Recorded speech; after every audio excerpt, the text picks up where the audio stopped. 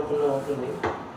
65 నేను కాశీ వెళ్ళినప్పుడు యజ్ఞం అది చేసుకున్నవాడు కూర్చుంటే కాశీలో రకరకాల వ్యక్తులు కనపడతారు. చాలా ఇంట్రెస్టింగ్ ప్లేస్ అది. కాశీ అంత ఇంట్రెస్టింగ్ ప్లేస్ కూడా అది పెద్ద చాలా వైడెస్ట్ వెరైటీ ఉన్న మ్యూజియం అది. వస్తు మంచి ప్రదర్శించి అన్ని రకాల వాళ్ళు కనిపిస్తారు.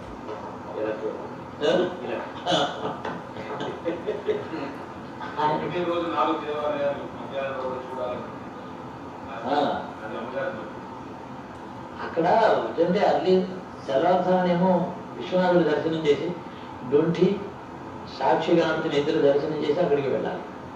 స్వామి దర్శనం తర్వాత ఏమో అమ్మవారు చూడాలి, విశాలాక్షిని చూడాలి. సాయంకాలం ఏమో సంకటమోచన హనుమాన్ని చూడాలి, కాలభైరవుని సరిగ్గా సాయంకాలం చూడాలి. ఇది క్రమ ప్రదక్షిణ. ఇలాగ 7 రోజులు చేస్తే వాడు పాపం పోతుంది.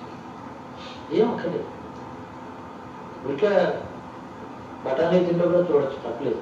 దర్శనం చేస్తుంటారు, ధ్యానం చేతకపోతే పర్వాలేదు, ఏమి లేదు. అంటే ఈ క్షేత్రాలు ఇలాంటి సూత్రాలు ఎందుకు ఏర్పడాయంటే ఏమి చేతకాని వాడికి వస్తున్నాయి. ఏమి చేతకాని వాడికి అత్యంత ఫలాన్ని ఇచ్చే ఉపాయాలు చెప్పారు. నీకు చేతలు కదా రాజే దానేసుకుని ఇవన్నీ ఎందుకన్నావు.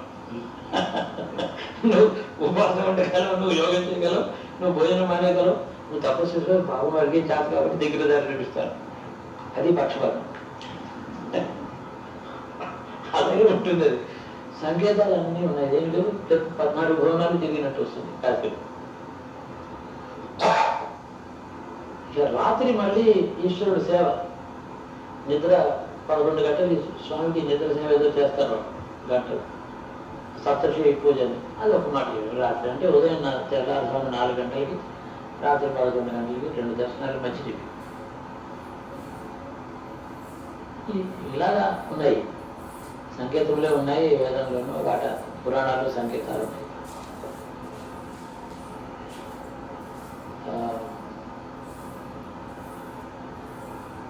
శ్లోకంలో ఉంది 4, తర్వాత 5, తర్వాత 2, తర్వాత 1 అని ఉంది. దీంతో పరమేశ్వరుడు సాక్షాత్కారం, ఇంకేం లేదు. ఆ శ్లోకం అడిగి అర్థం చతుర్భేది ఆ శ్లోకం ఉంది, రామాయణంలో ఉంది.